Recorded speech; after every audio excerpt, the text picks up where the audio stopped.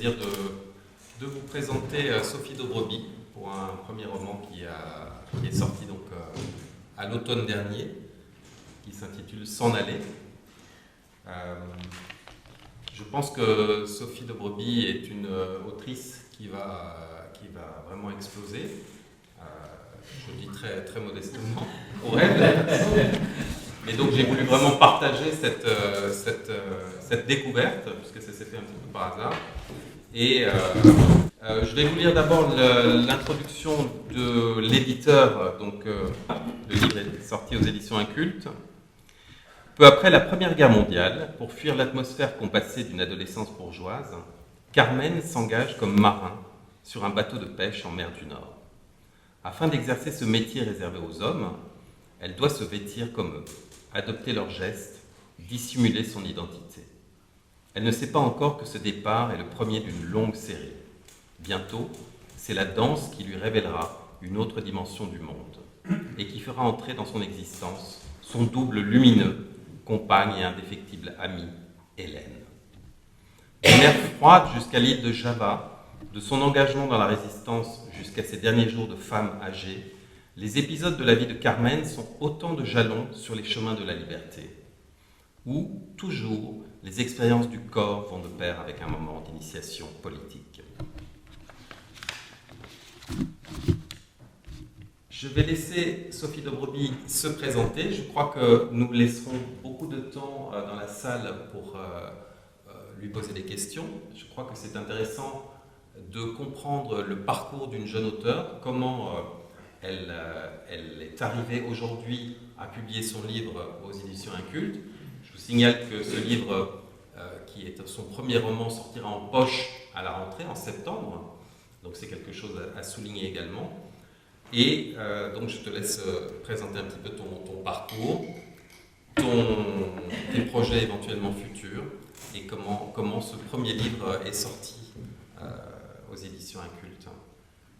D'accord. Bonsoir et merci de me faire une place ici parmi vous ce soir. Merci Frédéric. Mais en fait, moi, ça m'a beaucoup touchée la présentation juste avant et tout ce travail de recherche qui a permis de publier un auteur mort avant d'être connu, parce que c'est un travail assez similaire qui est à la genèse de mon roman. Carmen a existé. Alors évidemment, moi j'ai fait le choix de la fiction, qui me semblait être le contrat le plus juste pour en parler avec le lecteur, mais en dehors de ce personnage que j'ai façonné, une femme a existé et ça m'a demandé énormément de travail, justement de trouver des gens encore vivants qui l'avaient connue. Et d'abord, ça m'a permis de faire des rencontres formidables. Et ensuite, c'est amusant, j'ouvre une parenthèse avant de revenir au livre et à sa vie auprès du milieu de l'édition, mais 3 mois après la sortie du roman, et donc 3 ans après le début de mes recherches, j'ai été contactée par une femme de 66 ans qui me dit, voilà, je suis la petite fille d'une grande amie de Carmen, je l'ai connue, ma grand-mère l'a connue, et on finalise un documentaire sur ma grand-mère. Et en fait, on s'est rendu compte qu'on avait entrepris parallèlement, sans se consulter, sans se connaître, exactement les mêmes démarches de recherche, et qu'on avait conclu le même type de contrat, c'est-à-dire que le documentaire prend des libertés, évidemment, puisque cette femme est morte, tout autant que Carmen, et on est arrivés chacune avec un objet propre pour parler de la vie de ces 2 femmes qui se connaissaient et qui avaient tout préparé en amont pour que ressurgissent aujourd'hui leurs histoires. Donc ça, c'est un peu l'origine de ce roman. C'est une femme qui m'a obsédée suffisamment que pour me pousser pendant 3 ans auprès des archives à Bruxelles, auprès des musées, auprès d'inconnus, et puis qui m'a obsédée suffisamment que pour me permettre d'écrire sur un temps long. Parce qu'écrire, je le faisais depuis longtemps, mais sur des choses beaucoup plus courtes que je jugeais assez suffisamment médiocres que pour pas les présenter à un éditeur. Et c'est vraiment en entrant à la rencontre de cette femme voilà, que d'autres portes, que d'autres possibilités se sont présentées et ouvertes. Et en fait, ce qui est assez incroyable, c'est que ce chemin qui a commencé par de la recherche et puis de l'écriture assez solitaire, mais qui s'est à chaque fois aligné parce que j'ai trouvé ce que je cherchais et je suis parvenue à l'écrire. Et de la même manière, j'ai contacté un culte en étant juste convaincue que c'était là que le texte devait se trouver. Donc j'ai contacté une seule autre maison en fait. Et un culte l'a pris. Il s'est déroulé un mois entre le moment où j'ai envoyé mon manuscrit et le moment où on a commencé à travailler dessus avec mon éditeur.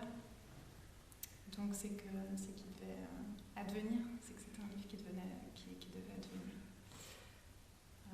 Donc c'est 3 années finalement de travail sur ce premier roman. Et comment tu conciliais donc ce travail justement avec si c'est pas indiscret, un autre travail, ou je ne sais pas si... Avec un emploi. Avec un emploi aux interstices, ce qui est vraiment pas la manière la plus confortable d'écrire. J'imagine que... donc c'était vraiment pendant les vacances, pendant les week-ends, pendant les soirées d'insomnie.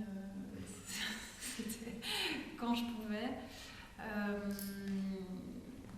Oui, c'était plutôt de l'ordre de la lutte en fait, au moment de l'écriture, parce qu'on est seul. Moi, j'avais rien publié au moment où j'ai entrepris l'écriture de ce roman-là, donc on n'avance pas sereine à ce moment-là. On avance plutôt épaulé par le doute et la peur. Donc c'était vraiment de l'ordre de la lutte et contre le doute et contre la perte de temps. C'était des arbitrages à chaque fois pendant un an en fait, le temps de faire l'écriture. Je vais lire un petit passage du roman. Après, je reposerai une question à Sophie, et puis elle vous lira un deuxième passage. Enfermée dans son premier étage, elle refuse de se confronter aux tessons de l'existence qui jonchent les escaliers, le rez-de-chaussée, le trottoir. La peur arrive peu après, et avec elle, tout devient monstrueux. De Mona, elle craint tant la trahison que le repentir. Du garçon à la peau tendre, le peu de scrupules, l'impunité qui le précède et le suit. Quand elle prend corps chez les autres, la violence dont on ne sent pas les moyens paraît sans limite. Elle prête à chacun, et plus encore aux deux réunis, une capacité de naissance extraordinaire, se met à les craindre. Un instinct au creux du ventre lui dicte de se terrer dans l'ombre, de raser les murs, de se cacher derrière les objets. La peur habille les lieux de menaces silencieuses. Elle donne aux ombres projetées la silhouette d'une bête. Donc en lisant des passages comme ça qui constituent véritablement le roman, j'ai une question en fait pratiquement existentielle. Comment ton écriture atteint ce degré de poésie finalement? Et pour un premier roman, on peut le dire de perfection presque. Bon, alors la perfection, je ne sais pas, parce que c'est encore quelque chose qui me travaille, c'est-à-dire qu'il y a un moment où il y a une étape surtout qui fait passer le texte de manuscrit à livre, et donc qui arrête le travail, mais si ça n'avait tenu qu'à moi, j'ai vraiment eu besoin d'aide de mon éditeur pour marquer ce moment, parce que si ça n'avait tenu qu'à moi, je pense que j'aurais continué à travailler, à reformuler, à élaguer, et c'est encore par moments, c'est quelque chose qui me reprend un petit peu au ventre de revenir à ce manuscrit pour encore le corriger. Donc perfection, moi je suis très très prudente là-dessus. Et ensuite c'est compliqué parce que dans l'écriture il y a quelque chose, je crois, d'à la fois très, très intuitif et de très travaillé. Mais c'est un peu c'est un va-et-vient de l'un à l'autre, en tout cas pour moi. C'est-à-dire que ce texte est sorti un peu pas d'une traite, mais très, très spontanément. Et puis ensuite, l'unique retravail qu'il y a eu, ça a été d'élaguer, vraiment de retirer. Et peut-être le seul, moi, le seul point d'attention que j'avais, c'était le rythme, parce que j'avais très peur, évidemment, parce que à nouveau, je me replace au moment de l'écriture, on se sent seul, on est sûr de rien.